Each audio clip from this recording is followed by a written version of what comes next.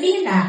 And by that time, hindi ko iniisip kung ano yung iniisip ng tao sa labas. Ang importante sa akin yung present namin doon at that time. Sobrang, ang nangibabaw sa akin was happiness and excitement.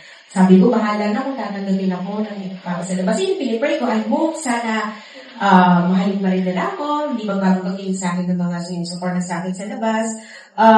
Ayun, yun ang pinipray ko, but nung nangyayari talaga yun sa akin, gusto ko na talagang gawin is maging totoo na sa lahat, sabihin na yung talaga na tinatago. And ayun, sobrang happy ko at di ko lang talaga ilasas. And then sa mga susunod na taon, how do you envision like the representation that the LGBT community gets in the industry? Well, sana ngayon naman tingin ko mas talagang tinatanggap na kami, no? Lalo na din si Bebe. So, lalo pa siguro tatagal, tingin ko mas namin pa maging representatives ng ating community. Isa-isa nang magbubukas sa mga pinto. And alam ko mas mamahalin kayo ng mga tao ngayon pa rin. Dahil na andito na kami. Yan si Esmir, di ba? Nakasali pa sa Big Four. So, tingin ko naman mas madami pang magiging opportunities talaga.